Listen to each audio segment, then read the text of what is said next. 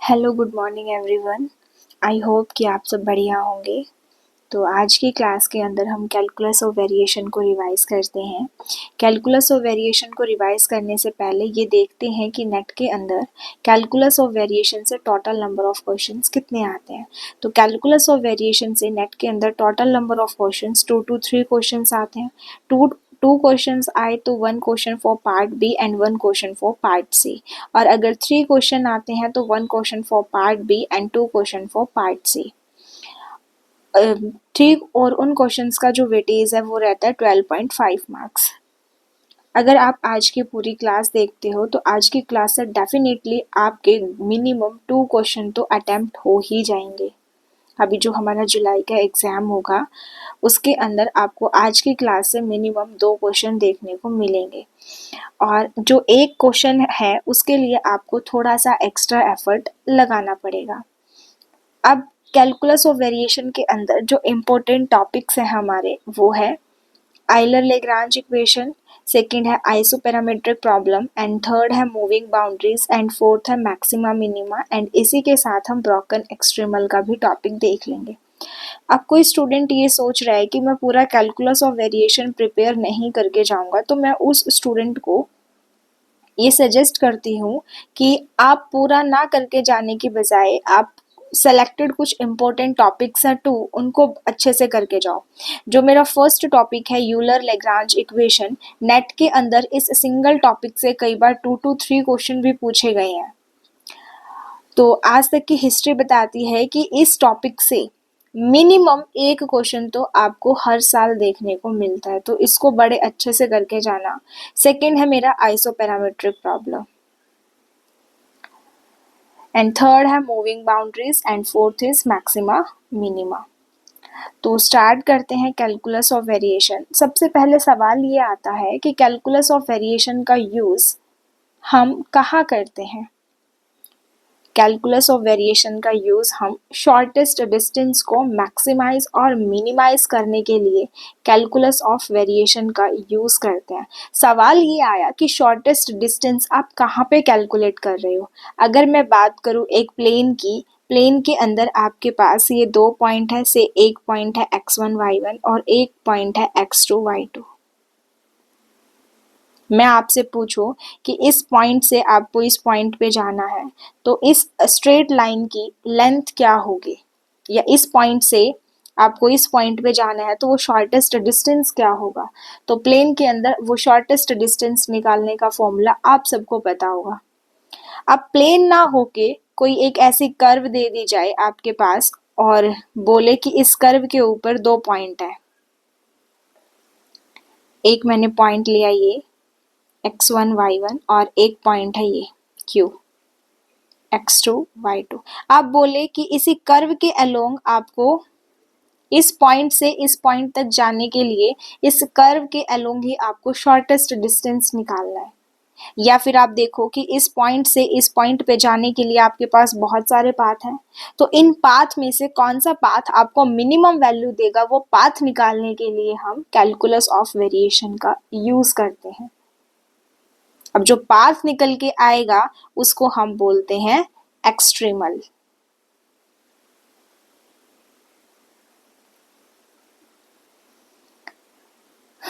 देखिए यहाँ पे एक हमारे पास सिंपलेस्ट वेरिएशनल प्रॉब्लम गिवन होगी। ये वेरिएशनल प्रॉब्लम का मतलब होता है कि to find maximum minimum value of the functional हम इसको बोलते हैं। अब फंक्शनल किस तरीके से है, ये फंक्शनल आपका 1 ऑर्डर का है, इंडिपेंडेंट वेरिएबल है, डिपेंडेंट वेरिएबल है और डिपेंडेंट वेरिएबल का डेरिवेटिव है। फंक्शनल आपका 1 ऑर्डर का है।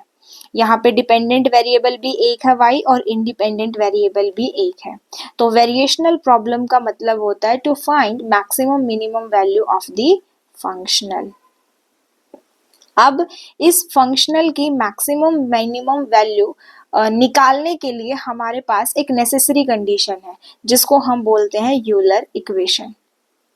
ये क्या है, फंक्शनल आपको यहाँ से मिलेगा, इस फंक्शनल का partial derivative with respect to y minus में total derivative dy by dx del F by में del Y dash is equal to 0।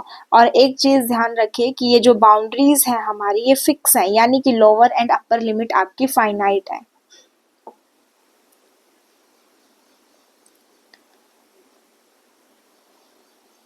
ये हमारी मोस्ट जनरल फॉर्म है जो आपको एग्जाम में देखने को मिलेगी फंक्शनल की। और इसके मैक्सिमम मिनिमम वैल्यू निकालने के लिए आपके पास नेसेसरी कंडीशन है जिसको हम बोलते हैं यूलर लेग्रांज इक्वेशन। अब इसी एक सिंगल इक्वेशन पे देखना नेट के अंदर कितने सारे क्वेश्चंस आए हैं।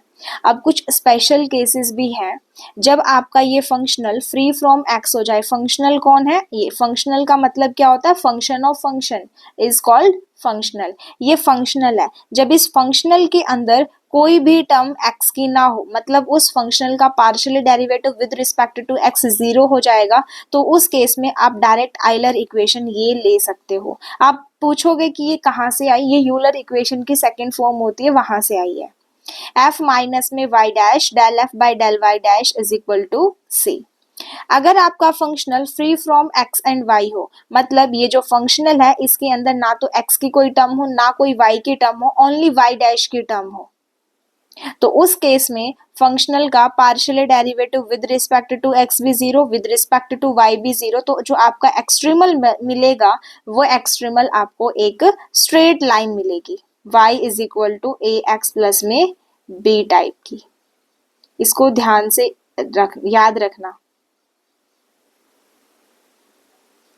जब आपका functional free from x and y होगा उस केस में आपको एक्सट्रीमल एक स्ट्रेट लाइन मिलेगी। जब फंक्शनल आपका फ्री फ्रॉम y होगा तो ये तो आइलर इक्वेशन से ही आई है। जब फंक्शनल आपका फ्री फ्रॉम y है तो इसका मतलब क्या? फंक्शनल का partial derivative with respect to y 0, यहाँ पे 0 रखोगे तो यहाँ से क्या आया? डेल f बाय में del y dash is equal to constant. और जब आपका functional free from y dash है तो उस केस में ये 0 बन जाएगा। फंक्शनल का partial derivative with respect to y dash 0, तो क्या बनेगा? डेल f बाय में del y is equal to 0। तो इन स्पेशल केसेस को ध्यान रखना। अब देखिए इसी एक सिंगल इक्वेशन पे कितने सारे क्वेश्चंस एग्जाम में पूछे गए हैं। फर्स्ट क्वेश्चन डिस्कस करते हैं। क्या है? Among the curve connecting the points 1,2 and 2,8, 1,2 and 2,8, इन पॉइंट्स को कनेक्ट करने वाली एक कर्व है gamma be the curve on which the extremal of the functional. ये आपके पास फंक्शनल गिवन है। Can be obtained then which of the following point lie on the curve gamma. देखो फंक्शनल आपका कितने ऑर्डर का है? 1 ऑर्डर का है।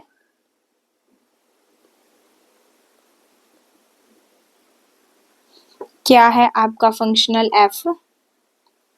f is equal to 1 plus में X cube Y dash into में वाई डैश, और इसका मतलब क्या है? ये 1,2 और 2,8 इस पॉइंट को कनेक्ट करने वाली एक कर्व गामा है, मतलब आपको एक्सट्रीमल निकालना है। Gamma be the curve on which an extremal of the functional. इस कंडीशन का मतलब क्या है कि y एट 1 पे क्या है? 2 एंड y एट 2 पे क्या है? 8। आपके पास ये बाउंड्री कंडीशन भी गिवन है साथ में। क्या है? y एट 1 पे 2 है, y एट 2 पे क्या है? 8 है। अब देखिए इसका एक्सट्रीमल निकालने के लिए आपके पास 2 चॉइस है। एक तो आप अपनी आइलर इक्वेशन लगाओगे, फंक्शनल 1 ऑर्डर का है तो नेसेसरी कंडीशन है कि उसकी मैक्सिमम मिनिमम वैल्यू निकालने के लिए नेसेसरी कंडीशन क्या थी? Euler equation. उसको सॉल्व करोगे तो आपके पास एक्सट्रीमल निकल के आएगा। तो आपके पास एक चॉइस तो है कि आप अप्लाई करोगे यूलर इक्वेशन। क्या है? फंक्शनल का partial derivative with respect to y minus में d ओवर dx फंक्शनल का partial derivative with respect to y dash is equal to 0। दूसरी बात, अभी अभी इस फंक्शनल को ध्यान से ऑब्जर्व करिए। ये फंक्शनल आपका क्या है? फ्री फ्रॉम क्या है? y है। इसके अंदर y की कोई भी टर्म नहीं है। जब आपका फंक्शनल फ्री फ्रॉम y हो तो अभी अभी मैंने आपको स्पेशल केसेस में लिखवाया था, जब आपका फंक्शनल फ्री फ्रॉम जब आपका फंक्शनल क्या हो, फ्री फ्रॉम y हो, तो उस केस में आप आइलर इक्वेशन क्या यूज कर सकते हो, ये डेल एफ बाय में del y dash is equal to c। तो ये स्पेशल केस में यहां से यूज कर सकती हूँ। ये आई भी यहीं से है, कैसे, आप देखिए इस फंक्शनल के अंदर आपका जो फंक्शन है वो x की कोई टर्म नहीं है, x की कोई टर्म नहीं है, तो इसका partially derivative with respect to y क्या होगा, फंक्शनल का partially derivative with respect to y तो जीरो हो जाएगा, ये जीरो हो जाएगा, तो क्या आया, डेल एफ बाय में del y dash is equal to c। या तो आप स्पेशल केसेस से निकाल दो या फिर आइलर इक्वेशन से निकाल दो, सेम ही बात है, या तो डायरेक्ट ये यूज कर लो या फिर ये लगा के आपकी कैलकुलेशन कम हो जाएगी, एक स्टेप कम हो जाएगा अगर वो स्पेशल केसेस आप यूज करते हो तो। अब इस फंक्शनल का partially derivative with respect to y dash करोगे तो क्या आएगा, 1 प्लस में X cube y dash plus में X cube y dash is equal to c। क्या बना, 1 प्लस में 2x cube y dash is equal to c, 2x cube y dash is equal to c minus में 1, X cube Y dash is equal to C minus 1 by में 2। तो ये overall क्या है, constant value है ना, तो इसको मैं रिप्लेस कर देती हूँ एक अनदर कांस्टेंट वैल्यू से मान लिया a है, ये a मेरा क्या है, एक अनदर कांस्टेंट है।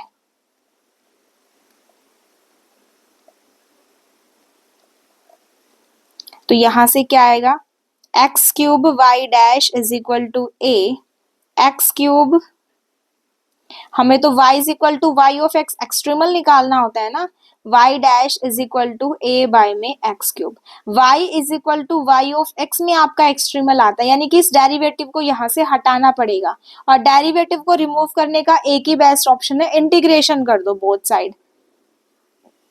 जब आप इंटीग्रेशन करोगे both side, so we get y is equal to minus के a बाय में 2x स्क्वायर प्लस में b, ये आपका एक्सट्रीमल निकल के आया।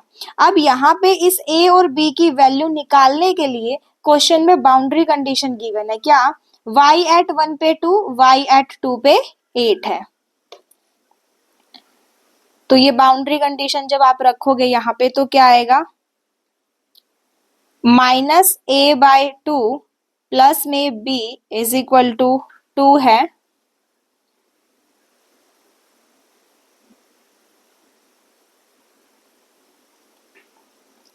अब a और b की वैल्यू निकालने के लिए क्या है, बाउंड्री कंडीशन है। फर्स्ट बाउंड्री कंडीशन क्या है, y एट 1 पे 2 है, तो x को 1 रखो और y को 2, तो क्या आएगा, 2 इज इक्वल टू माइनस के a बाय 2 प्लस में b, यहाँ से क्या मिलेगा, माइनस a प्लस में 2b इज इक्वल टू 4, से इक्वेशन नंबर 1। सेकेंड क्या है कंडीशन, y एट 2 पे 8 है, x को 2 रखना है और y को 8 रखोगे तो कितना आएगा, y 8 है, माइनस के a बाय में 8 प्लस में b, तो यहाँ से क्या मिलेगा, माइनस के a प्लस के 8b इज इक्वल टू 64, ये आपके पास सेकेंड इक्वेशन आई। अब इन दोनों इक्वेशन को सॉल्व कर लो, आपके पास a और b की वैल्यू आ जाएगी। जब इन दोनों इक्वेशन को सॉल्व करोगे तो क्या आएगा, माइनस a प्लस में 2b is equal to 4, minus a plus में 8b इज इक्वल टू 64 है, से इक्वेशन 1 और इक्वेशन 2। तो यहाँ से a तो कैंसिल हो जाएगा, माइनस के 6b is equal to minus के 60, b is equal to 10, b की वैल्यू आ गई। अब इक्वेशन 1 और इक्वेशन 2 में से कहीं पे भी पुट कर दो, मैंने पुट किया इक्वेशन 1 में, पुट इक्वेशन 1 में, तो यहाँ से a की value a is equal to 16, a और b की वैल्यू आ गई, यहाँ पे रख दो, आपका एक्सट्रीमल बनके तैयार हो गया। क्या आया, y of x is equal to minus के 16 बाय में 2x स्क्वायर प्लस के 10, 2 8 जा 16, तो एक्सट्रीमल क्या आया, माइनस के 8 बाय में x स्क्वायर प्लस के 10। y of x is equal to minus के 8/x² प्लस के 10। ये एक्सट्रीमल निकल के आया। अब इसको बाय ऑप्शन चेक कर लो।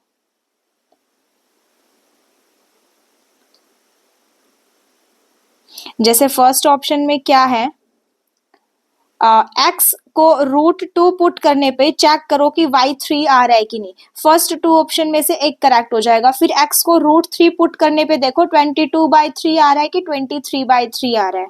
तो हम फर्स्ट ऑप्शन चेक करते हैं। हमने पुट किया कि x इज इक्वल टू √2, यहाँ पुट करोगे तो y is equal to minus के 8/2 प्लस में 10 कितना आया 4, 2 8 जा 4, यानी कि y की वैल्यू कितनी आई 10 minus 4 that is 6। x is equal to √2 put करने पर y की वैल्यू तो 6 आ रही है। फर्स्ट ऑप्शन में क्या है, x इक्वल टू √2 पुट करने पे y की वैल्यू 3 आई, तो मेरा फर्स्ट ऑप्शन कैंसिल आउट हुआ और इससे मेरा सेकंड ऑप्शन करेक्ट हो गया। सिमिलरली आपको थर्ड एंड फोर्थ में पुट करके चेक करना है कि x is equal to √3 put करने पर y की वैल्यू 22/3 आ रही है कि 23/3 आ रही है। तो चेक करते हैं सी ऑप्शन में x is equal to square root of 3 put करेंगे तो क्या आएगा y is equal to minus के 8 बाय में स्क्वायर रूट ऑफ 3 का स्क्वायर प्लस में 10, तो यहाँ पे कितना आया माइनस के 8/3 प्लस के 10, तो y is equal to minus के 8 प्लस के 30 बाय में 3, तो y is equal to 22 by में 3। x is equal to square root of 3 put करने पे y की वैल्यू कितनी आई 22/3, या ये सी ऑप्शन में गिवन है, इससे मेरा थर्ड ऑप्शन क्या हुआ इनकरेक्ट हुआ। आपके पास फंक्शनल गिवन होगा, फंक्शनल जो गिवन था उसका एक्सट्रीमल निकालने के लिए आपने क्या किया आइलर इक्वेशन लगाई। आपका जो फंक्शनल है वो वन ऑर्डर का था तो आपने आइलर इक्वेशन लगाई, एक्सट्रीमल निकाला। एक्सट्रीमल आने के बाद आपने फिर बाय ऑप्शन चेक किया कि x is equal to √2 put करने पर y की वैल्यू इनमें से कौन सी आई है। फर्स्ट टू ऑप्शन में x √2 गिवन था, y की वैल्यू चेक करनी थी, और लास्ट टू ऑप्शन के अंदर x की वैल्यू क्या है √3 गिवन है, आपको चेक करना था इनमें से y की वैल्यू कौन सी आ रही है। सो मेरा सेकंड एंड थर्ड ऑप्शन क्या है करेक्ट है, बाकी के दो ऑप्शन मेरे कैंसिल आउट हुए। So moving on to the next question. Next question है मेरा ये, क्या है कि कंसीडर द फंक्शनल, ये आपके पास फंक्शनल गिवन है, और देखो आपकी जो बाउंड्रीज है यानी कि इंटीग्रेशन की जो लिमिट है लोअर और अपर लिमिट वो फाइनाइट है यानी कि फिक्स बाउंड्रीज है with boundary condition y at 0 पे 0, y एट पाई पे भी 0 है। Which of the following statements are true. क्या बोला है कि it has a unique extremal for all k belongs to r। Second option में बोला है इट हैज, क्या बोला है कि it has at most one extremal if square root of k is not an integer. And third option में क्या बोला है it has infinitely many extremals if square root of k is an integer. And fourth option में बोला है it has a unique extremal if square root of k is an integer. तो इसका solution discuss करते हैं क्या होगा।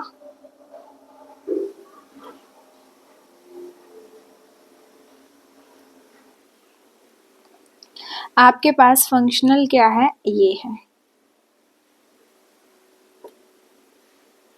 f is equal to y dash का square minus k Y square.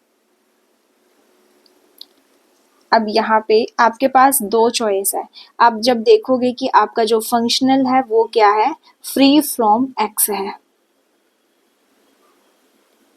Functional is free from x है। तो जब फंक्शनल आपका फ्री फ्रॉम x होता है तो उस केस में देखिए मैंने आपको क्या बताया था कि आप डायरेक्ट आइलर इक्वेशन ये यूज कर सकते हो। कौन सी f माइनस में y डैश ये रही। जब आपका फंक्शनल फ्री फ्रॉम x हो तो उस केस में आप आइलर इक्वेशन डायरेक्ट ये यूज कर सकते हो, लेकिन जब आप इसको यूज करोगे तो आपकी कैलकुलेशन बहुत लेंथी हो जाएगी। तो आपको ये खुद, आप जब क्वेश्चन प्रैक्टिस करोगे ना, बार बार में क्वेश्चन सॉल्व करोगे, तो आपको वो आइडिया लग जाएगा कि किस केसेस में आपको स्पेशल केसेस वाले यूज करने हैं और किस केस में आपको ये वाली आइलर इक्वेशन मेरी यूज करनी है। देखिए, जब आप ये स्पेशल केस वाली यूज करोगे तो आप खुद पता लगेगा कि उससे कैलकुलेशन कितनी लेंथी हो रही है। अप्लाई करते हैं एक बार।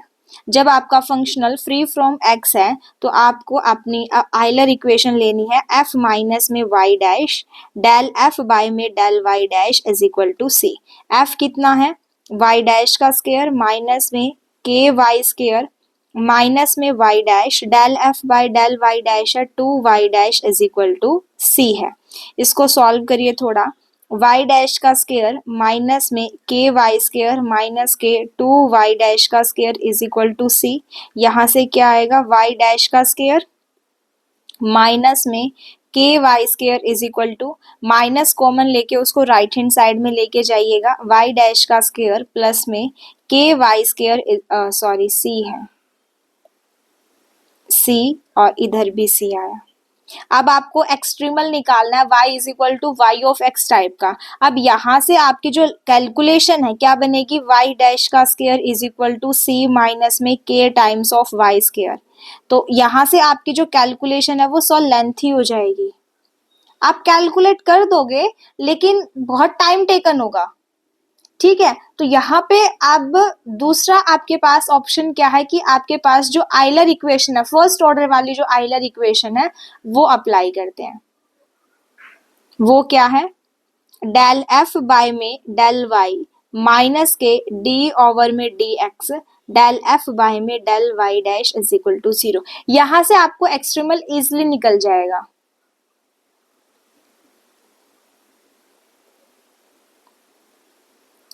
क्या है, फंक्शनल आपके पास उसका partial derivative with respect to y करेंगे तो माइनस के 2 के वाई माइनस में d over D X. Functional का partial derivative with respect to y dash कितना आएगा, 2y dash is equal to 0 है। माइनस के 2 माइनस के 2y double dash is equal to 0। 2 भी कॉमन ले लो, माइनस भी कॉमन ले लो और उसको राइट हैंड साइड में एडजस्ट कर दो। तो y डबल डैश प्लस में के वाई इज इक्वल टू 0। ये तो आपकी जानी पहचानी डिफरेंशियल इक्वेशन बन गई ना। ऑर्डिनरी डिफरेंशियल इक्वेशन में हम पढ़ते हैं, किससे कंपेयर करोगे अब इसको, y डबल डैश प्लस में lambda y is equal to में 0। Sturm Liouville's boundary value problem. अब यहाँ पे लैम्डा के ऊपर केसेस आते हैं। लैम्डा जब आपका 0 हो जाए, लैम्डा जब आपका लेस देन 0 हो जाए, एंड थर्ड आपका जब लैम्डा आपका पॉजिटिव हो। तो आप सबको पता है कि इन दो केसेस में तो आपको ऑलवेज ट्रिवियल सॉल्यूशन मिलता है। जब आपका लैम्डा पॉजिटिव होता है तो इस केस में आपको नॉन ट्रिवियल सॉल्यूशन मिलता है। तो हमारा इंटरेस्ट किस में होता है, नॉन ट्रिवियल सॉल्यूशन में। तो यहाँ पे भी हम 3 केसेस बनाएंगे। पहला केस बनेगा if k is equal to 0। जब आप k 0 पुट करोगे यहाँ पे तो डिफरेंशियल इक्वेशन बनेगी y double dash is equal to 0। 2 बार इंटीग्रेशन करोगे तो सॉल्यूशन क्या आएगा, y is equal to a x plus में b। अब a और b की वैल्यू निकालने के लिए आपके पास बाउंड्री कंडीशन गिवन है क्वेश्चन में। क्या गिवन है कि y एट 0 पे 0 है, y एट पाई पे भी 0 है। पुट कर दो, y एट 0 पे 0 है तो क्या मिला यहाँ से, b is equal to 0। And y at pi पे भी 0 है तो यहाँ से क्या मिला, a इज इक्वल टू 0। यानी कि आपका जो एक्सट्रीमल आया वो आपका कैसा आया, ट्रिवियल एक्सट्रीमल, यानी कि ट्रिवियल सोल्यूशन निकल के आया। और हमारा इंटरेस्ट किस में होता है, नॉन ट्रिवियल सोल्यूशंस में। तो फर्स्ट केस तो मेरा डिस्कार्ड हुआ। सेकंड केस क्या है कि जब आपके पास क्या हो, के नेगेटिव हो। इफ के आपका नेगेटिव हो तो उस केस में हम पुट करते हैं k is equal to minus के म्यू स्क्वायर। जब आप यहाँ पुट करोगे यहाँ पे k की जगह तो आपकी डिफरेंशियल इक्वेशन क्या बनेगी, y डबल डैश माइनस के mu square y is equal to 0। Auxiliary equation बना के इसके रूट्स निकालोगे तो ऑक्सिलरी इक्वेशन क्या बनेगी, m स्क्वायर माइनस के mu square is equal to 0। यानी कि m square is equal to mu square, m is equal to plus minus में म्यू। रूट्स आपके कैसे आए? Real and unequal. जब रूट्स रियल एंड अनइक्वल आ जाते हैं तो सॉल्यूशन का फॉर्मेट क्या बनता है? c1 ई टू की पावर म्यू एक्स प्लस में c2 ई टू की पावर माइनस के म्यू एक्स। अब कंडीशन क्या है? y एट जीरो पे जीरो है तो क्या आएगी? c1 प्लस में c2 is equal to zero. यहाँ से आपको क्या मिला? c2 is equal to minus time of c1। Second condition क्या है कि y एट पाई पे जीरो है तो क्या आएगा? c1 ई टू की पावर म्यू पाई प्लस में c2 ई टू की पावर माइनस के mu pi is equal to zero. अब आपको पता है c2 is equal to minus time of c1 है तो यहाँ पे c2 की वैल्यू रख देते हैं। c1 ई टू की पावर म्यू पाई माइनस में c1 ई टू की power minus mu pi is equal to zero. दोनों के अंदर से c1 कॉमन आ रहा है, c1 ई टू की पावर म्यू पाई कॉमन निकाला, अंदर क्या है? 1 माइनस में ई टू की पावर माइनस के 2 mu pi is equal to zero. अब देखना a dot b is equal to zero है, इसका मतलब क्या होता है? या तो a जीरो है या फिर b जीरो है। अब यहाँ पे देखो ये अंदर मेरा क्या है? 1 माइनस में ई टू की पावर माइनस के 2 mu pi. Exponential function is always a positive quantity, ये तो कभी जीरो होगी नहीं, कैसी है? Non zero. ये भी क्या है? Non zero. तो जीरो किसको होना पड़ेगा? c1 को। अगर यहाँ से c1 मेरा जीरो हो गया तो यहाँ से आपको क्या मिलेगा? c2 भी क्या होगा? डेफिनेटली जीरो होगा। जब आपके c1 c2 दोनों जीरो हो गए तो यहाँ पे जब रखोगे तो सॉल्यूशन आपको कैसा मिलेगा? फिर से ट्रिवियल सॉल्यूशन मिलेगा। कैसा सॉल्यूशन मिला? Trivial solution. ये आपका क्या निकल के आया? एक्सट्रीमल। अब हमारे पास कौन सा केस बचा? थर्ड केस बचा। थर्ड केस क्या है? जब आपका k पॉजिटिव हो तो उस केस में हम पुट करते हैं k is equal to mu square. जब आप k को म्यू स्क्वायर पुट करोगे यहाँ पुट करोगे तो डिफरेंशियल इक्वेशन आपकी क्या बनेगी? y डबल डैश प्लस में mu square y is equal to zero. Auxiliary equation आएगी m स्क्वायर प्लस में mu square is equal to zero. m square is equal to minus के mu square, m is equal to plus minus के mu iota. Roots आपके कैसे आए? Complex type के। Alpha आपका zero है, बीटा की वैल्यू म्यू है। तो सॉल्यूशन का फॉर्मेट क्या बनेगा? y is equal to c1 cos mu x plus में c2 sin म्यू एक्स। और पहली कंडीशन क्या है कि y एट जीरो पे जीरो है तो sine zero zero cos zero one, तो यहाँ से आपको c1 जीरो मिलेगा। c1 जीरो है तो आपके पास सॉल्यूशन क्या बना? c2 sin mu x. Second condition क्या है कि y एट पाई पे जीरो है तो क्या आएगा? c2 sin mu pi is equal to zero. अब ध्यान से देखिए कि अगर c2 जीरो हो गया तो फिर से आपको ट्रिवियल सॉल्यूशन मिल जाएंगे। तो c2 यहाँ पे मेरा क्या है? नॉन जीरो है। अब जीरो कौन होगा? साइन, और साइन जीरो कब होता है? n पाई पे। तो यहाँ से क्या मिला? Sine mu pi is equal to sine n pi पे। तो ये गए, पाई से पाई गया, mu is equal to n आया। अब म्यू किसके इक्वल है? Square root of k. Mu किसके इक्वल है? Square root of k is equal to n and n belongs to integer. अब ये यहाँ पे पुट कर दो म्यू की वैल्यू तो आपका सॉल्यूशन क्या बना? y of x is equal to c2 sine mu किसके इक्वल है? n के, और n की वैल्यू क्या? Square root of k into में x। ये आपका क्या निकल के आया? एक्सट्रीमल। अब एक चीज देखिए, जब आप ऑर्डिनरी डिफरेंशियल इक्वेशन सॉल्व करते थे, अगर आपके पास कोई सेकंड ऑर्डर के डिफरेंशियल इक्वेशन है y डबल डैश प्लस में a y डैश प्लस में b y is equal to zero, ये आपके पास सेकंड ऑर्डर के डिफरेंशियल इक्वेशन है विद कांस्टेंट कोफिशिएंट की। अब इसका कोई ना कोई सॉल्यूशन आएगा। जब इसके रूट्स रियल एंड अनइक्वल आ जाते हैं तो सॉल्यूशन का फॉर्मेट क्या बनता है?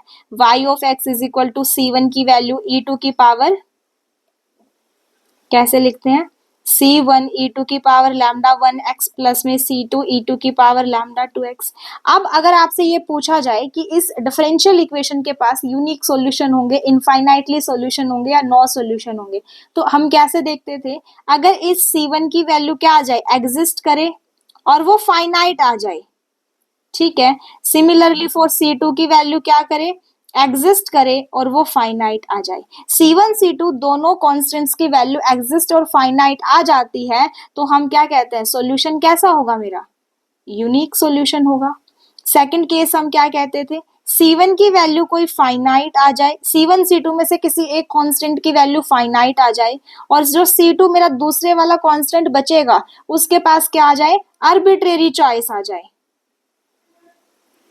आर्बिट्रेरी चॉइस आ जाए। मतलब जैसे 0 is equal to 0, 1 is equal to 1, 2 is equal to 2, 3 is equal to 3। अगर इस टाइप की चॉइस आ जाती है, आर्बिट्रेरी चॉइस आ जाती है किसी एक कांस्टेंट के पास, एक कांस्टेंट की वैल्यू क्या है, फाइनाइट, और दूसरे के पास क्या है, इनफाइनाइट चॉइस है, तो उस केस में गिवन डिफरेंशियल इक्वेशन के पास कितने सॉल्यूशन होते हैं, इनफाइनाइटली सॉल्यूशन। सिमिलरली यहाँ देखिए, आपके पास एक कांस्टेंट की वैल्यू तो आपको क्या मिली, फाइनाइट मिली, और दूसरा आपका जो C2 है वो उसके पास कितनी चॉइस है, आर्बिट्रेरी चॉइस है। तो उस केस में आपके पास कितने सारे एक्सट्रीमल मिलेंगे, इनफाइनाइटली मैनी एक्सट्रीमल मिलेंगे, इनफाइनाइटली मैनी एक्सट्रीमल।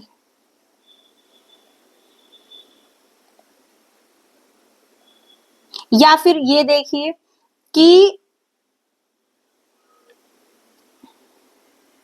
जब आप किसी डिफरेंशियल इक्वेशन के, मतलब आपके पास कोई भी इनिशियल वैल्यू प्रॉब्लम गिवन होती है, तो अगर आप उसके दो सॉल्यूशन शो कर देते हो, ठीक है, तो आप क्या इंप्लाई करते हो कि उसके पास इनफाइनाइटली मैनी सॉल्यूशन होंगे।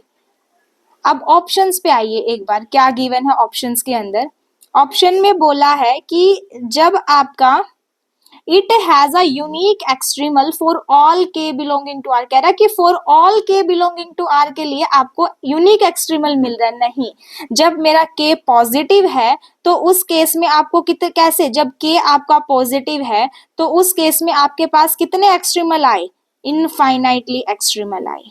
तो मेरा फर्स्ट ऑप्शन क्या हो गया, वहां से कैंसिल आउट। वो कह रहा है कि for all K belonging to R के लिए आपको यूनिक एक्सट्रीमल मिलेंगे, ये बात तो गलत है। फिर क्या बोला, it has at most one extremal if square root of K is not an integer. कह रहा है कि स्क्वायर रूट ऑफ के जब आपका इंटीजर नहीं है तो उस केस में आपको एट मोस्ट वन एक्सट्रीमल तो मिलेगा। ये बात तो बिल्कुल सही लिखी है ना, कि जब आप के नेगेटिव वाला केस है तो के आपका क्या है, यहाँ पे इंटीजर नहीं है ना। जब आपका के इंटीजर नहीं है तो उस केस में आपको एक एक्सट्रीमल तो मिल रहा है, वो कौन सा, ट्रिवियल सॉल्यूशन। तो वो बात तो उसने बिल्कुल सही लिखी है।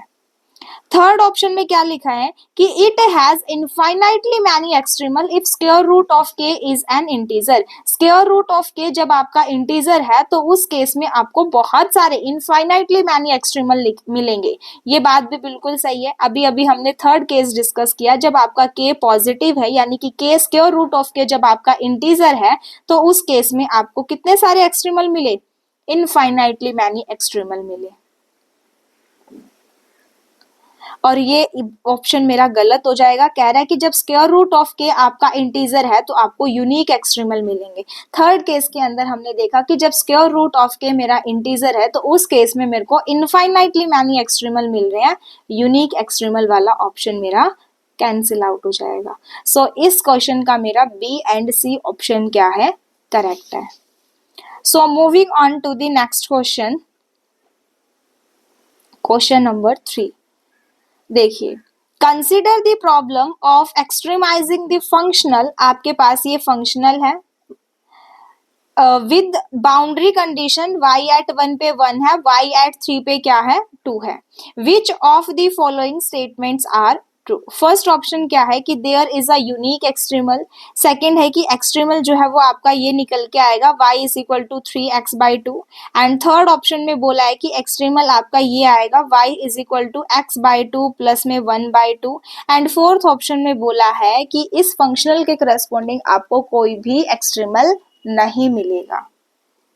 अब इसको ध्यान से देखिए कि जो फंक्शनल है वो आपका फ्री फ्रॉम है किससे, y डैश से। फंक्शनल क्या है आपका f is equal to 3xy minus k y square. अब यहाँ पे हम अप्लाई करते हैं अपनी Euler equation. Apply Euler equation. आप देखोगे कि आपका जो फंक्शनल है वो फ्री फ्रॉम y डैश है, तो डायरेक्ट आप del f by del y is equal to 0, जो मैंने स्पेशल केसेस में आइलर इक्वेशन लगवाई है वो भी लिख सकते हो। वो आई कहाँ से है, आइलर इक्वेशन से ही आई है।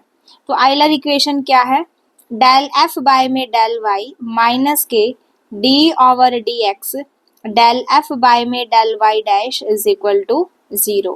फंक्शनल का partial derivative with respect to y 3x minus के 2y माइनस में d ओवर dx। अब देखो फंक्शनल के अंदर y डैश की कोई भी टर्म नहीं है, तो इसका y डैश के रिस्पेक्ट में डेरिवेटिव पार्शियल डेरिवेटिव क्या हो जाएगा, 0 इज इक्वल टू 0। अब देखिए 3x माइनस के 2y is equal to 0, y is equal to 3/2x। ये आपका क्या निकल के आया, एक्सट्रीमल निकल के आया। अब यहाँ पे स्टूडेंट गलती कर देते हैं, ये ऑप्शन के अंदर गिवन है y is equal to 3x/2 is an extremal, but ये जो एक्सट्रीमल निकल के आया ये एक्सट्रीमल आपकी बाउंड्री कंडीशंस को सेटिस्फाई नहीं कर रहा। कंडीशन क्या है, y एट 1 पे 1, तो क्या है 1 which is not is equal to 3/2। जैसे ऑर्डिनरी डिफरेंशियल इक्वेशन को हम सॉल्व करते थे, सॉल्व करने के बाद जो सोल्यूशन आता था वो गिवन कंडीशन को और गिवन डिफरेंशियल इक्वेशन को सेटिस्फाई करता था ना, तो ये जो एक्सट्रीमल आया ये एक्सट्रीमल इन बाउंड्री कंडीशंस को तो सेटिस्फाई करना चाहिए ना। तो एक्सट्रीमल जो है does not satisfy the boundary condition, therefore there are no extremal.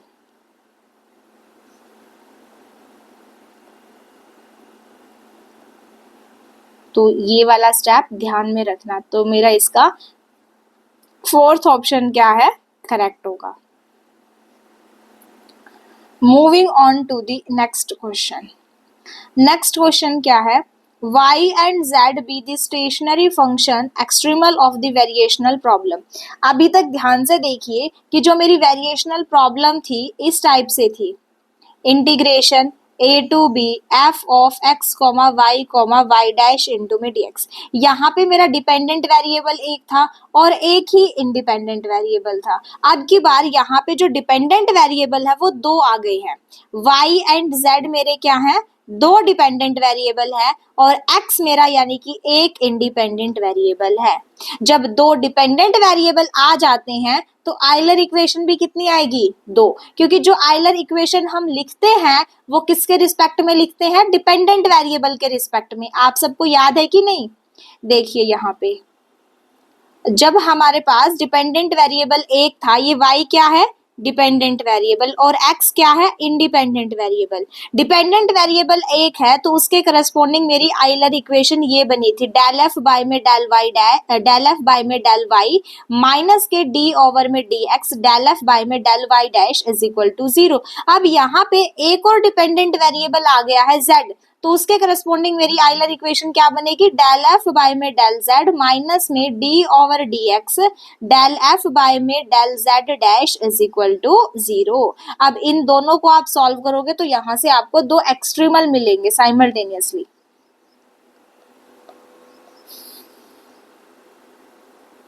देखिए यहीं पे मैंने ऐड भी कर रखा है एक केस, ये रहा, ये क्या है, functional involving several dependent variable. अब देखिए यहाँ पे y एंड z मेरे पास क्या है, दो डिपेंडेंट वेरिएबल है और x मेरे पास क्या है, एक इंडिपेंडेंट वेरिएबल है। तो उस केस में मेरे पास जो आइलर इक्वेशन होंगी वो दो आएंगी। एक y के रिस्पेक्ट में और एक z के रिस्पेक्ट में, दोनों को साइमल्टेनियसली सॉल्व करेंगे, आपके पास दो एक्सट्रीमल निकल के आएंगे। और देखिए यहाँ पे जो फंक्शनल का फॉर्मेट है, x एंड y आपके दो क्या है,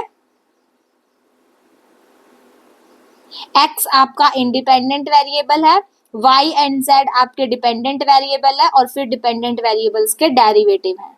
और जब आपके पास एक क्या होता था, डिपेंडेंट वेरिएबल, और एक ही इंडिपेंडेंट वेरिएबल है, तो फंक्शनल कैसे लिखते थे, इंडिपेंडेंट वेरिएबल, डिपेंडेंट वेरिएबल और डिपेंडेंट वेरिएबल का डेरिवेटिव। अब भी ऐसे ही लिखा है, एक इंडिपेंडेंट वेरिएबल, फिर डिपेंडेंट वेरिएबल और फिर डिपेंडेंट वेरिएबल्स के डेरिवेटिव आए हैं। तो इनको ध्यान रखना, जब एक से ज्यादा डिपेंडेंट वेरिएबल आ जाते हैं तो जितने डिपेंडेंट वेरिएबल होंगे उतनी ही आयलर इक्वेशन मेरी आएंगी। तो अभी जो हम क्वेश्चन डिस्कस करने वाले हैं उसमें क्या है, दो डिपेंडेंट वेरिएबल है y एंड z, तो दो आयलर इक्वेशन बनेंगी वहां पे। ये रहा y एंड z मेरे क्या है, दो डिपेंडेंट वेरिएबल है, तो आयलर इक्वेशन दो आएंगी, डेल f बाय में डेल y माइनस के d over dx, del f by में del y dash is equal to 0, और एक आएगी z डिपेंडेंट वेरिएबल के रिस्पेक्ट में, डेल f बाय में डेल z माइनस में d over dx, del f by में del z dash is equal to 0 है। अब देखिए फंक्शनल का partially derivative with respect to y dash करेंगे तो कितना आ जाएगा, 2y डैश प्लस में फंक्शनल का partially derivative with respect to y। अब फंक्शनल के अंदर तो y की कोई भी टर्म नहीं है, तो डेरिवेटिव क्या होगा, 0, माइनस में d बाय में dx, फंक्शनल का partially derivative with respect to y dash, 2y dash plus में z dash, 2y dash plus में z dash is equal to 0 है। यहाँ से क्या आया, माइनस के 2y double dash minus k z dash is equal to 0, 2y double dash plus में z dash is equal to 0 है। आपके पास एक ये इक्वेशन आई। सेकंड देखिए, फंक्शनल का partially derivative with respect to z की कोई भी टर्म नहीं है फंक्शनल के अंदर, तो पार्शियली डेरिवेटिव क्या हो जाएगा, 0, माइनस में d ओवर dx, फंक्शनल का partially derivative with respect to z dash कितना आएगा, 2z डैश प्लस में y dash, 2z dash plus में y dash is equal to 0। तो यहाँ से क्या आएगा, minus k 2z double dash minus k y double dash is equal to 0, 2z double dash plus में y double dash is equal to 0। ये क्या है, सेकेंड इक्वेशन है। अब आपको तो y is equal to y of x में एक एक्सट्रीमल निकालना है और z equal to z x में एक एक्सट्रीमल निकालना है। अब यहाँ से देखिए z डैश की वैल्यू आप यहाँ से निकाल सकते हो, कितनी आएगी, minus k y double dash by में 2, और ये z डबल डैश की वैल्यू आप यहाँ पे पुट कर दोगे तो पूरी डिफरेंशियल इक्वेशन आपकी y डैश में कन्वर्ट हो जाएगी, यानी कि एक वेरिएबल में हो जाएगी y की, और वहां से इंटीग्रेशन सॉल्व करके आप y की वैल्यू निकाल सकते हो। तो इसको पुट कर दो इक्वेशन नंबर 1 में, पुट करोगे तो क्या आएगा, 2y double dash minus k y double dash by 2 is equal to 0, 4y double dash minus k y double dash is equal to 0, 3y double dash is equal to 0, दो बार integration करोगे तो क्या आएगा, y is equal to ax plus में b। अब a और b की वैल्यू निकालने के लिए कंडीशन गिवन है, बाउंड्री कंडीशन, y एट 0 पे क्या है, 1 है, y एट 0 पे 1 है, तो यहाँ से b 1 मिला, और फिर दूसरा क्या है, y एट 1 पे 0 है, यानी कि a plus 1 is equal to 0, a is equal to minus 1। a और b की वैल्यू, b आपका 1 है और a की वैल्यू माइनस 1 है, यहाँ पुट करोगे तो आपका एक्सट्रीमल क्या बनेगा, एक्सट्रीमल आएगा y is equal to 1 minus में x। ठीक है, अब देखिए यहाँ से जब आप z डबल डैश की वैल्यू निकालोगे तो कितनी आएगी, माइनस के 2y डैश,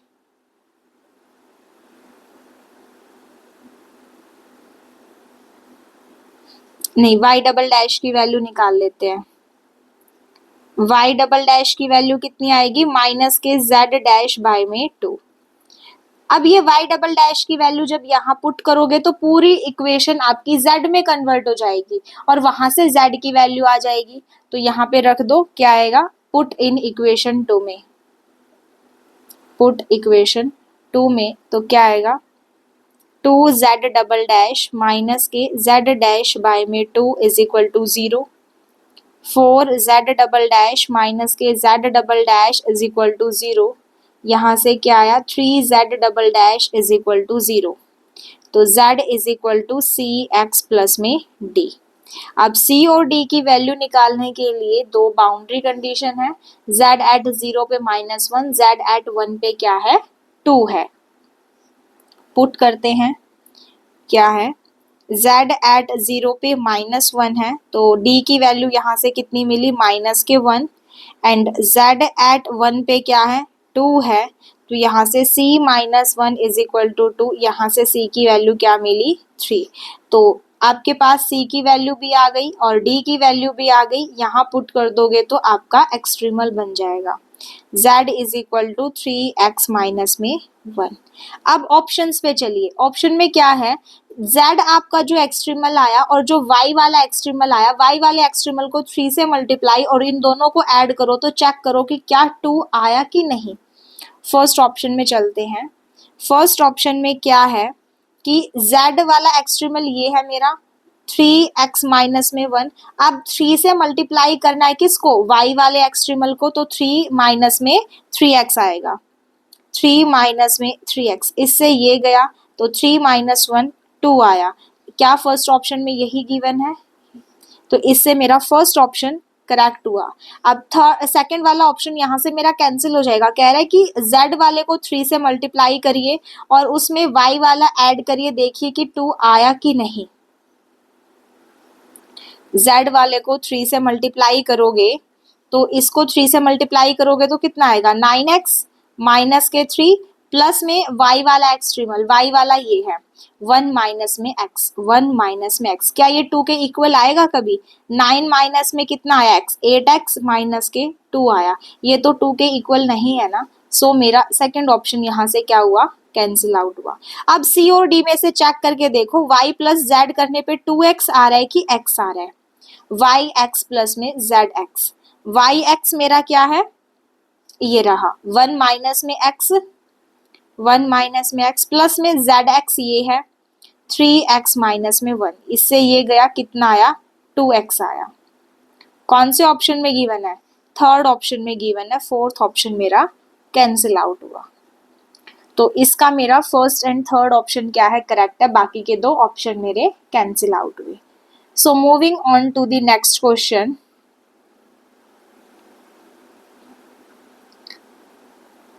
देखिए यहाँ पे दो डिपेंडेंट वेरिएबल का केस तो आ गया कि जब दो एक से ज्यादा डिपेंडेंट वेरिएबल आ जाते हैं तो उस केस में हमें आयलर इक्वेशन भी डिपेंडेंट वेरिएबल के अकॉर्डिंग लिखनी होती है। दो है तो दो आयलर इक्वेशन आएंगी। अब देखिए अगर वहां पे एक से ज्यादा इंडिपेंडेंट वेरिएबल आ जाए, यानी कि इंडिपेंडेंट वेरिएबल अब कितने हैं, दो, x एंड y, z मेरा क्या है, एक डिपेंडेंट वेरिएबल है, अब दो इंडिपेंडेंट वेरिएबल आ गए तो इंटीग्रेशन भी दो के रिस्पेक्ट में है, dx इंटू में dy। x मेरा क्या है, इंडिपेंडेंट वेरिएबल, y मेरा, सबसे पहले हम इंडिपेंडेंट वेरिएबल लिखते हैं, फिर डिपेंडेंट वेरिएबल और फिर डिपेंडेंट वेरिएबल के derivatives with respect to x and y में। तो मेरी जो आयलर इक्वेशन बनेगी इसको थोड़ा सा ध्यान से लिखना। इंडिपेंडेंट वेरिएबल के केस में पहले फंक्शनल का partially derivative with respect to z, dependent variable क्या है z, यहाँ पे हम टोटल डेरिवेटिव लिखते थे जब हमारे पास वन ऑर्डर की होती थी और जब दो डिपेंडेंट वेरिएबल होते थे।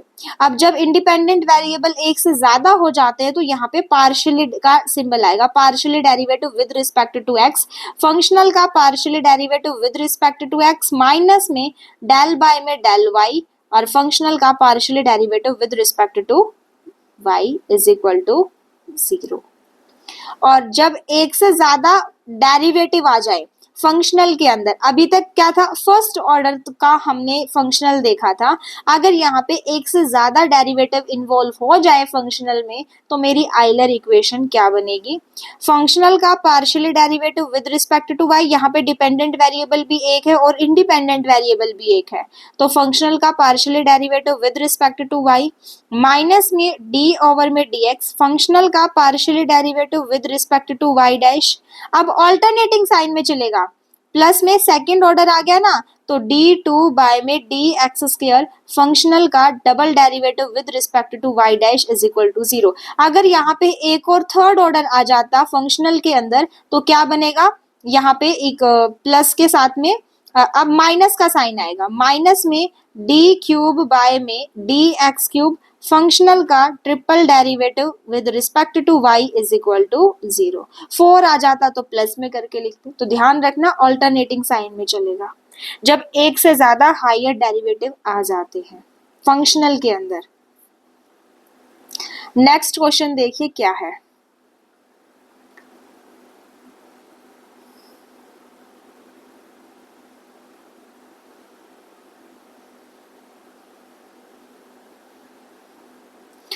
let y is equal to y of x be an extremizing function for the functional। अब देखो यहाँ पे आपके फंक्शनल के अंदर क्या है, सेकेंड डेरिवेटिव आ चुका है, सेकेंड सॉरी यहाँ पे d2y बाय में dx स्क्वायर है,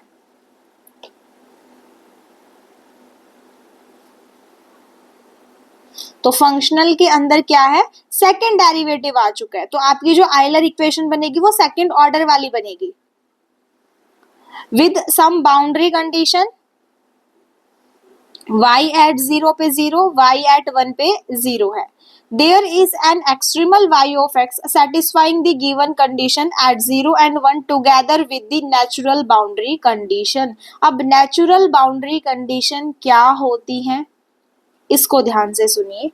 अगर आपका एक एंड फिक्स कर दिया जाए और बोला जाए कि दूसरा एंड आपका जो है वो मूव कर रहा है, ठीक है, ये नेचुरल बाउंड्री कंडीशन कहाँ से, जब हम एक टॉपिक पढ़ते हैं अपना कि जब हमारी वेरिएशनल प्रॉब्लम के अंदर मूविंग बाउंड्रीज हो, तो मूविंग बाउंड्रीज के करस्पॉन्डिंग हम ट्रांसवर्सैलिटी कंडीशन लिखते हैं अपनी, है ना, तो वहां पे जब एक एंड फिक्स हो जाए और दूसरा मेरा मूव कर रहा हो तो वहां पे हम नेचुरल बाउंड्री, जैसे कि एक पॉइंट मेरा फिक्स है ये एक्स वाई प्लेन में, एक्स एक्सिस पे मेरा एक ये पॉइंट फिक्स है और दूसरा पॉइंट जो है वो मेरा मूव कर रहा है, ठीक है, मूव कर रहा है यहाँ पे, तो उस पॉइंट के करस्पॉन्डिंग हम लिखते हैं नेचुरल बाउंड्री कंडीशन।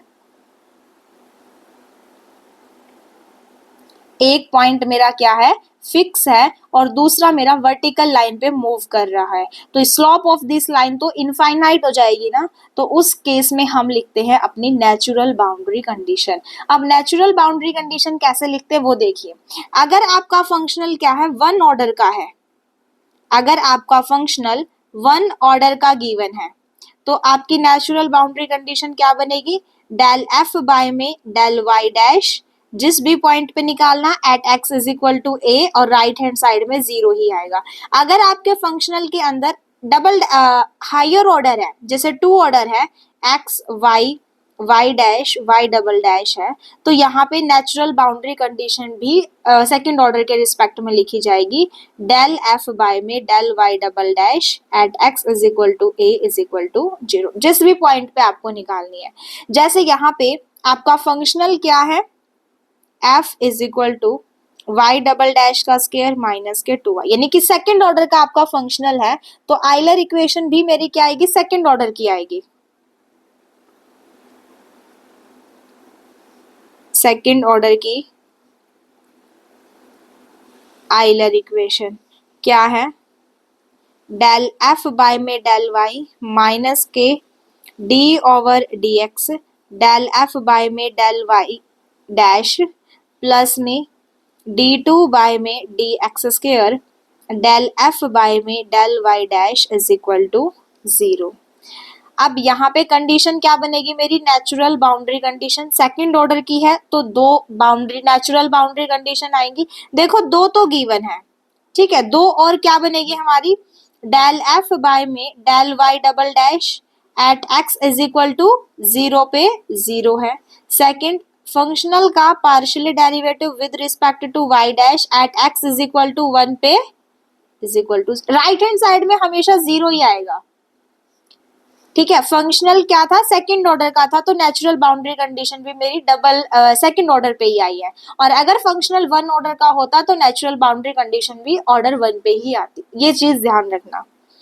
अब इसको सॉल्व करते हैं।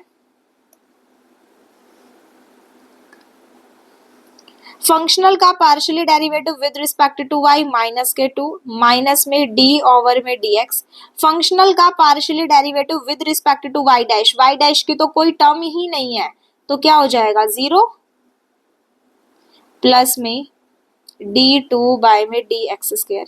फंक्शनल का partially derivative with respect to y double dash कितना आ जाएगा, two y double dash is equal to zero है, माइनस के टू प्लस में two fourth derivative is equal to zero, y two की पावर फोर माइनस में one is equal to zero. अब यहाँ पे आपकी फोर्थ ऑर्डर डेरिवेटिव है, वाई टू की पावर वाई टू का क्या है, वाई फोर्थ डेरिवेटिव माइनस में one is equal to zero. अब यहाँ पे इसकी ऑक्सिलरी इक्वेशन क्या बनेगी, ऑक्सिलरी इक्वेशन से क्या, उससे भी कर सकते हो, नहीं तो इसका इंटीग्रेशन कर देते हैं, क्योंकि y is equal to Y of x में एक्सट्रीमली तो निकालना है हमें, तो इसको इंटीग्रेशन कर देते हैं। इंटीग्रेशन करेंगे तो क्या आएगा, y triple dash is equal to x plus a, एक बार और करेंगे तो y double dash is equal to x square by two plus में a एक्स प्लस में b, एक बार और करेंगे तो क्या आएगा, एक्स क्यूब बाय में सिक्स प्लस में a x square by two plus में b एक्स प्लस में c, और एक बार और करेंगे तो एक्सट्रीमल आ जाएगा एक्स टू की पावर फोर बाय में 24 प्लस में a एक्स क्यूब बाय में सिक्स प्लस में b x square by two plus में c एक्स प्लस में d। ये आपका एक्सट्रीमल निकल के आया। अब देखिए चार कांस्टेंट आए हैं a b c d, और आपके पास चार ही कंडीशन है, पहली है y एट जीरो पे जीरो, y एट वन पे जीरो, और ये फिर दो आपके पास नेचुरल बाउंड्री कंडीशन है। यहाँ से आपके पास a b c d की वैल्यू निकल के आएगी। चलिए निकालते हैं।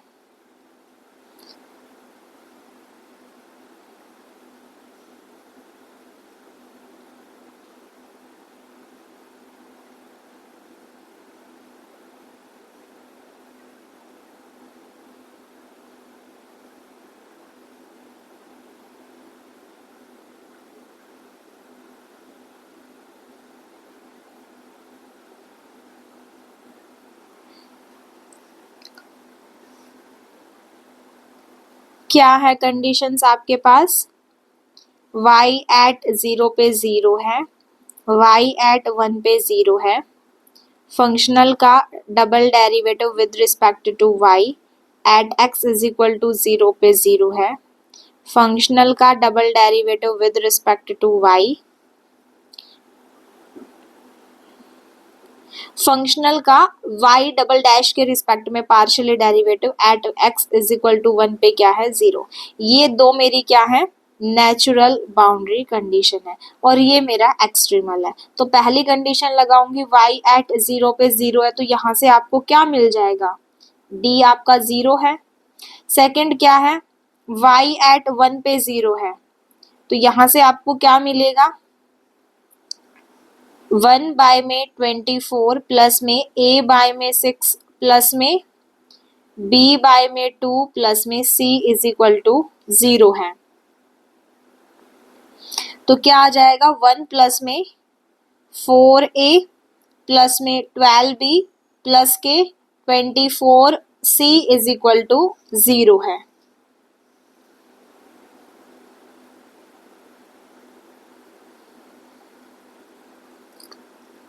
एंड अब क्या है, इसका डबल डेरिवेटिव करना है फंक्शनल का, दो बार डेरिवेटिव करोगे तो एक बार करेंगे तो क्या आएगा, y dash 4x cube by में 24 प्लस में 3ax² / 6 प्लस में 2bx/2।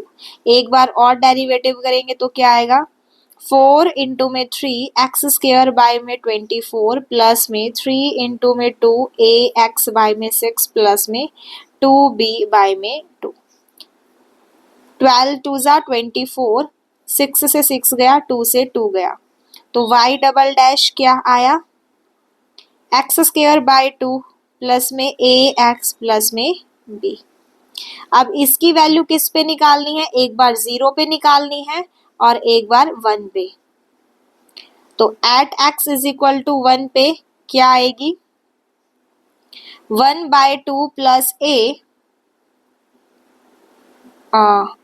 पहले 0 पे निकाल लेते हैं, एट x = 0 पे, एट x = 0 पे क्या है, b0 मिला यहां से, और एट x = 1 पे 1/2 प्लस a = 0, a = -1/2। आपके पास a की वैल्यू आ गई, b की वैल्यू आ गई और d की वैल्यू आ गई, तो a की कांस्टेंट रह गया ना c की, तो a b की वैल्यू यहाँ पुट कर दो, यहाँ से आपके पास c की वैल्यू आ जाएगी। यहाँ पे जब रखोगे 1 प्लस में 4, a की वैल्यू कितनी है, -1/2, b तो आपका 0 है, प्लस में 24 c = 0 है, 1 माइनस में 2 प्लस के 24 c = 0, -1 प्लस में 24 c = 0, 24 c = 1, तो यहाँ से c की वैल्यू कितनी मिली, 1/24। a b c d की वैल्यू आपके पास आ चुकी है, यहाँ एक्सट्रीमल में रख दीजिए, आपका एक्सट्रीमल बनके तैयार हो गया। जब आप यहाँ रखोगे तो आपका एक्सट्रीमल क्या आएगा, y of x = x⁴ / 24 minus में x³ / 12 माइनस में c की वैल्यू कितनी है, 1/24, x/24, क्योंकि c का कोफिशिएंट क्या है, x है, और d तो आपका 0 है, b भी आपका 0 है। अब ऑप्शंस के अंदर चलिए, ऑप्शंस के अंदर क्या किया है, x/24 को उन्होंने कॉमन लिया हुआ है, तो कॉमन लेंगे तो क्या आएगा, y of x = x/24, अंदर बनेगा x³ माइनस के 2x², यहाँ पे 1 था क्योंकि c की वैल्यू 1/24 थी ना, ये रहा, प्लस में है, प्लस में 1, ये आपका एक्सट्रीमल निकल के आया। कौन से ऑप्शन में है, इसमें है, सी ऑप्शन में। अब आप एक चीज देखो कि आपका b भी 0 है और d भी 0 है, b का कोफिशिएंट क्या है, x² है, यानी कि x² का कोफिशिएंट 0 बन रहा है और कांस्टेंट वैल्यू आपकी 0 है। अब यहाँ पे एक चीज ऑब्जर्व करने की कोशिश करना कि इसको जब आप ओपन करोगे, x⁴ / 24 प्लस में x³ में 24 प्लस में 2x/24। अच्छा, इससे तो आपको कैलकुलेट, जब आपका b भी 0 है और d भी 0 है, b क्या है, x² का कोफिशिएंट है, जब आप यहाँ पे देखोगे तो x² का कोफिशिएंट फर्स्ट और सेकंड ऑप्शन में आपका नॉन जीरो आ रहा है, तो ये मेरा यहाँ से कैंसिल आउट हो जाएंगे। दूसरी बात ये देखिए कि यहाँ पे जब आप देख रहे हो कि बीच में x³ का कोफिशिएंट क्या है, प्लस है, x² का कोफिशिएंट भी मेरा क्या है, प्लस है, और यहाँ पे देखिए नहीं, क्या था, a की वैल्यू a की वैल्यू मेरी नेगेटिव में आ रही है, और a किसका कोफिशिएंट है, x³ का कोफिशिएंट है, तो यहाँ पे देखिए कि इसमें x³ का कोफिशिएंट क्या है, प्लस में गिवन है, इसलिए मेरा फोर्थ ऑप्शन कैंसिल आउट हुआ और थर्ड ऑप्शन मेरा क्या है, करेक्ट है। आप ऐसे भी ऑब्जर्व कर सकते हो। So moving on to the next question, क्या है, the cardinality of this set of extremal j of y is equal to integration 0 to 1 y dash का square into में dx subjected to the condition। अब इस type की problem आ जाती है, अभी तक हमारे पास एक ही फंक्शनल गिवन था, है ना, और इस टाइप की प्रॉब्लम आ जाती है तो उसको हम बोलते हैं आइसोपैरामेट्रिक प्रॉब्लम। अब आइसोपैरामेट्रिक प्रॉब्लम में हम क्या करते हैं, अब यहाँ पे सबसे पहला स्टेप तो हमारा होगा कि हमें एक न्यू फंक्शनल कंस्ट्रक्ट करना है। न्यू फंक्शनल कैसे बनाएंगे हम, capital f is equal to, सबसे पहले ये स्मॉल एफ मेरा फंक्शनल प्लस में लैम्डा मेरा लैग्रांज मल्टीप्लायर है, और इस लैम्डा के साथ में हमें वो फंक्शनल रखना है जिसके राइट हैंड साइड में कॉन्स्टेंट गिवन हो, यानी कि वो वाली। अब इसका फंक्शनल क्या है, वाई है, तो लैम्डा के साथ में वाई आ जाएगा। अब ये मेरा क्या है, एक न्यू फंक्शनल बन के तैयार हुआ। अब इसके अंदर मुझे अप्लाई करनी है आइलर इक्वेशन। आइलर इक्वेशन लगाओगे आपके पास एक एक्सट्रीमल निकल के आएगा। अब जो एक्सट्रीमल आएगा वो एक्सट्रीमल इस कंडीशन को भी सेटिस्फाई करेगा, यानी कि इस इंटीग्रेशन को भी सेटिस्फाई करेगा। अब जो आपका एक्सट्रीमल आएगा, उस एक्सट्रीमल का जो सेट बनेगा, उस सेट की आपसे कार्डिनैलिटी पूछी है। देखिए यहाँ पे मैंने मेथड भी लिखा है आइसोपैरामेट्रिक प्रॉब्लम का।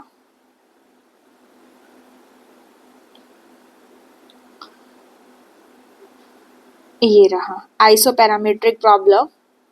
क्या है, आपके पास एक फंक्शनल गिवन होगा, एक दूसरा फंक्शनल होगा, ठीक है।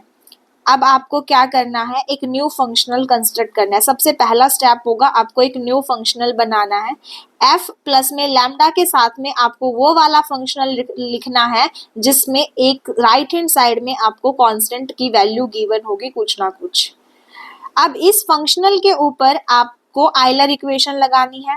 आइलर इक्वेशन लगाने के बाद आपको एक्सट्रीमल मिलेगा। अब जो एक्सट्रीमल आएगा वो इस कंडीशन को भी सेटिस्फाई करेगा साथ में।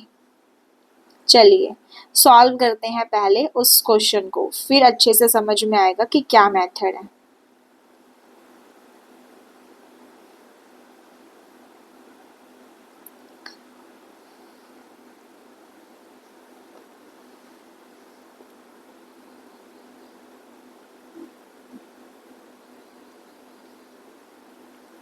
फंक्शनल क्या है, y डैश का स्क्वायर प्लस में लैम्डा y, सॉरी ये तो मैंने न्यू फंक्शनल बनाया है। f is equal to, f क्या है मेरा पहले वाला फंक्शनल, ये है y डैश का स्क्वायर प्लस में लैम्डा के साथ हमें वो वाला फंक्शनल रखना है जिसके राइट हैंड साइड में कांस्टेंट गिवन हो, तो ये वाला आएगा y। लैम्डा मेरा क्या है, यहाँ पे लेग्रांज मल्टीप्लायर है।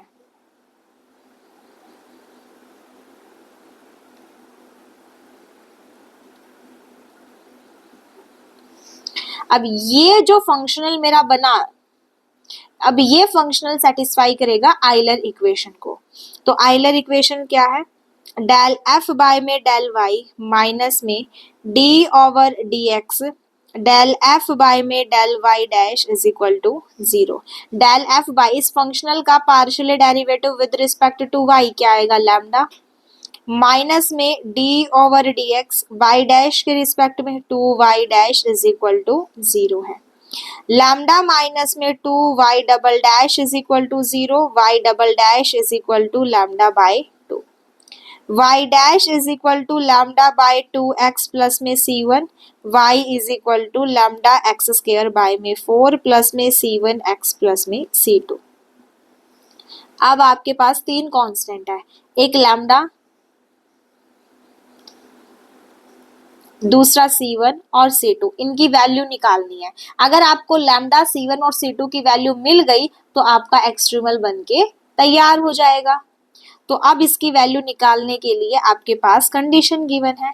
पहली क्या है कि y एट 0 पे 1 है, दूसरी है y एट 1 पे 6 है। पहले आपको मिला कि y एट 0 पे 1 है, तो यहाँ से C2 की वैल्यू मिली 1। सेकेंड क्या है, y एट 1 पे 6 है, तो लैम्डा बाय 4 प्लस में c1 प्लस में 1 इज इक्वल टू 6 है, तो c1 प्लस में lambda by 4 is equal to 5, तो c1 की वैल्यू मिली 5 माइनस के लैम्डा बाय 4। अब ये c1 की वैल्यू यहाँ पे रख दोगे इसमें, तो क्या मिलेगा,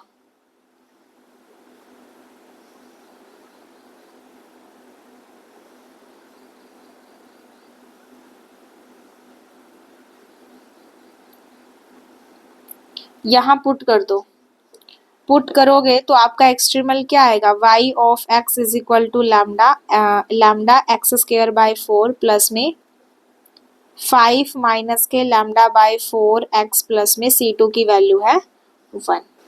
अब ये जो एक्सट्रीमल आपका आया, ये एक्सट्रीमल साथ में एक कंडीशन और भी तो है ना, इसको भी तो सेटिस्फाई करेगा। अब इसको सेटिस्फाई करा दो। इंटीग्रेशन 0 to 1 क्या है, lambda x square by 4 plus में 5 माइनस के लैम्डा बाय 4 एक्स प्लस में 1 इंटू में D x is equal to 3 है। यहाँ से आपको लैम्डा की वैल्यू मिल जाएगी। जैसे ही लैम्डा की वैल्यू मिलेगी तो आपके पास C1 भी मिल जाएगा। इसको इंटीग्रेशन कर दो। इंटीग्रेशन करोगे तो लैम्डा एक्स क्यूब बाय में 12 प्लस में 5 माइनस के lambda by 4 x square by 2 plus में x 0 to 1 is equal to 3। अब upper limit minus lower limit करोगे तो क्या आएगा, लैम्डा बाय 12 प्लस के 5 माइनस के लैम्डा बाय 4 इंटू में 1 बाय 2 प्लस में 1 इज इक्वल टू 3 है। तो यहाँ से लैम्डा की वैल्यू कितनी आई, 12। अब लैम्डा की वैल्यू 12 आ गई तो यहाँ पुट कर दो। C1 की वैल्यू आ जाएगी, कितनी आएगी, C1 की वैल्यू 2 आ जाएगी, क्योंकि लैम्डा 12 है तो 4 3 12, 5 माइनस 3 कितना आ जाएगा 2, तो C1 की वैल्यू आ गई 2। अब आपके पास C1 C2 लैम्डा सब कुछ आ गया, यहाँ पुट कर दो, आपके पास क्या आ जाएगा, एक्सट्रीमल आ जाएगा। तो अब आपका एक्सट्रीमल क्या बनेगा यहाँ पे, y is equal to 3x square plus के 2x प्लस में 1। ये आपके पास ये जो एक्सट्रीमल का सेट बनेगा, वो उस सेट के अंदर जो एक्सट्रीमल है वो आपका कैसा है, यूनिक एक्सट्रीमल है ना। तो आपसे इसी की कार्डिनैलिटी पूछी थी कितनी होगी, तो जो आपका एक्सट्रीमल का सेट बनेगा उसकी कार्डिनैलिटी कितनी है, आपके पास तो एक्सट्रीमल एक ही आया है ना, तो कितनी कार्डिनैलिटी हुई, 1। बाकी के 3 ऑप्शन मेरे कैंसिल आउट हुए।